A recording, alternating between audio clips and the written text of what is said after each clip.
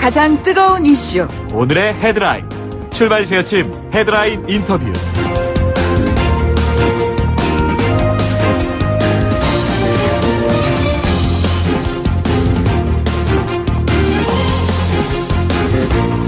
네, 요즘 정치권 정말 뒤숭숭합니다. 손혜원 의원 투기 의혹, 서영거 의원의 재판 청탁 의혹, 그리고 선거제 합의 시한이 일주일 정도 남았습니다만 여야가 서로 기싸움만 반복하고 있는 것 아니냐, 뭐 이런 지적들 많이 나오고 있잖아요. 야, 이 복잡한 전국 여당 중진 의원의 생각은 어떤지 궁금합니다. 더불어민주당의 3.1운동 임시정부 100주년 기념 특별위원장 맡고 계시죠. 이종걸 의원 전화로 연결하겠습니다. 의원님 안녕하십니까? 예, 안녕하셨습니까? 이종걸입니다. 예, 먼저 이거 먼저 여쭤볼게요. 어제 당내 3.1운동 임시정부 100주년 기념 특별위원회 출범식 열렸지 않았습니까? 예. 자, 위원장 맡고 계시는데요. 이게 아직 시청자들은 잘 모르고 있어요. 이것이 과연 어떠한 활동을 하게 될 위원회인지 좀 설명해 주십시오. 예, 3.1운동 100년입니다. 네네. 1919년이. 그래서, 19년 이후에 2019년이기 때문에요. 그래서 우선 이제 요 3.1운동을 기점으로 해서, 그 후에는 임시정부가 4월 11일 날 설립이 됐습니다. 의정원이 이제 구성이 되면서. 네네. 그리고 또 그전에는 또, 독립선언이 여러 있습니다. 28 독립선언이라고, 일본 그 심장부에서 있었던 일본 유학생 중심으로 한 분들의 독립선언이 이제 2월 8일 있었고요.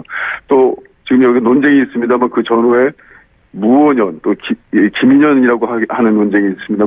지금 현재로서 그냥 무독립선언이라고 부른다면 네네. 그게 이제 1월 2일 또는 3월 11일 그 사이에 있었고 그동안 이 1910년에 강점된 이후에 한 10년 동안 숨죽이던 대한민국 민족주의 그리고 또 그동안 준비되었던 민주주의의 새로운 방향 그래서 그것이 이제 태동하면서 물론 미국의 윌슨 민족자결주의라는 것이 영향을 줬습니다만 네. 또 그것이 좀 약간 과장된 측면은 있습니다. 그것은 또 미국의 또 이런 미국 유럽 중심의 여러 자결주의를 이제 기반으로 한 것이었기 때문에요. 네네. 뭐 그런 것들이 이제 우리 새로운 이제 식민지를 극복하고 새로운 이제 나라로 가려고 하는 움직임의 시작을 이제 3.1운동으로 이제 보는 것인데요. 그래서 그것이 이제 한 트랙으로는 민족주의의 각성과 또 한 트랙으로는 현대 민주주의, 그러니까 민주공화국이라고 하는 지금 현대 민주주의를 천명하는 그런 이제 시작이자 또 본격적인 이제 활동이 시작된 것이기 때문에요. 저희들은 이제 그때를 우리 대한민국 민주주의의 어떤 근대 민주주의의 이제 태동이라고 시작하고 있고 또 한 10여 년간 또 그 이전 벌써 이미 을사늑약이라든지 있었던 일제 강점 시대를 이제 본격적으로 극복하려고 하는 이제 민족적 움직임이 시작됐다라고 하는 그 시기라고 봅니다. 예. 그래서 그 100년이 지금 이제 흘렀습니다. 자, 그럼 의원님 말이죠. 이게 지금 남북 두 정상이 지난해 평양 공동선언에서 이 100주년 행사를 남북이 공동으로 기념하자 이런 약속하기도 하지 않았습니까? 그래서 드리는 말씀인데요. 2차 북미 정상회담 일정 2월 말 정도로 지금 예정되고 있다 이런 얘기가 많이 나오고 있는데 그러면은 3.1절에 김정은 위원장이 서울로 답방하는 이런 수순이 아닌가라고 예측하는 분들이 계시는데 가능할까요? 우리 대한민국 중에서는 3.1운동 100년이 갖는 민족 동질성 회복과 평화 번영의 출발점으로 볼 때 그리고 또 한 가지는 3.1 운동 이전에는 그렇게 좌우 대결이 심하지 않았던 민족주의적 동질성이 있었던 것이거든요. 그래서 남북 교류의 정체성 시작, 공동 같은 민족의 시작점으로서의 상징적인 게 3월 1일이니까 그동안 있었던 여러 이제 정상회담이 있습니다만 이제 역사적으로 김정은 국무위원장의 답방이 3월 1일이면 참 상징적이고 좋겠다라고 하는 이제 바람을 전달한 것으로 알고 있습니다. 그런데 네네. 현재로서는 시기로 볼 때나 그리고 또 지금 현재 볼 때 북한이 3.1운동에 대한 것은 상당히 평가를 하고 있습니다만 임시정부에 대해서는 또 이렇게 평가가 좀 인색한 점이 있습니다. 그래서 예. 그걸 동시에 하고 있는 우리 대한민국의 여러 이제 이번 100년의 시간을 보내는 그 느낌으로는 좀 온도 차이가 있다. 네네. 그래서 아마 3월 1일은 좀 쉽지 않지 아하. 않겠나 이런 생각은 하고 있습니다. 그러나 그 바람을 계속 가지고 있습니다. 네. 그런데 이 명칭과 관련해서 3.1 운동을 내년부터 그러니까 그 3.1 혁명으로 명명을 해야 한다. 뭐 이런 의견도 나오고 있고 최근에 이해찬 대표께서도 언급을 하신 것 같습니다. 이런 부분에 대한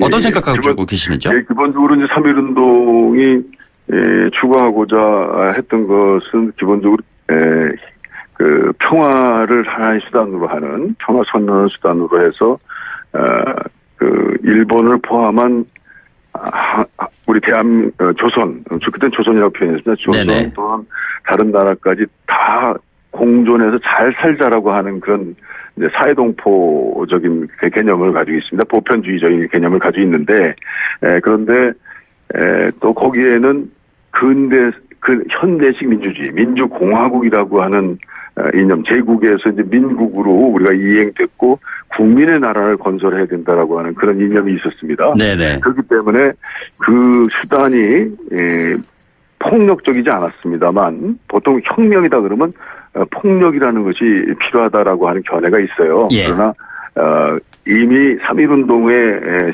시기는 독립을 선언하고 또 민주주의 민주공화국이라는 것을 표방한 새로운 패러다임으로 가는 정체의 변동, 국체의 변동, 새로운 도선의 변동이기 때문에 그것은 혁명으로 보는 것이 낫다. 네네. 그런 이제 입장을 저희들은 가지고 있습니다. 그래서 예.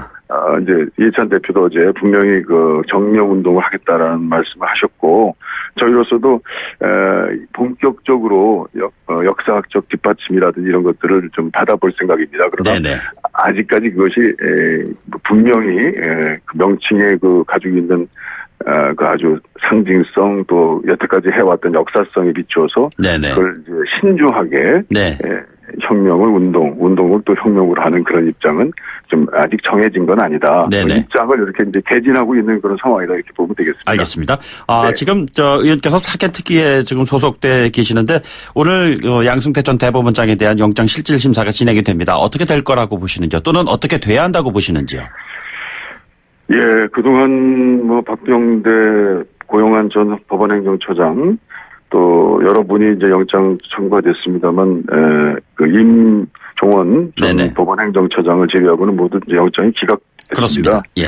이번에 양 전 대법관의 이제 얘기는 남용 혐의, 사법 행정권 남용 혐의의 중대성 그리고 또 직접 개입 여부가 지금 현재로서는 쟁점인데요. 예.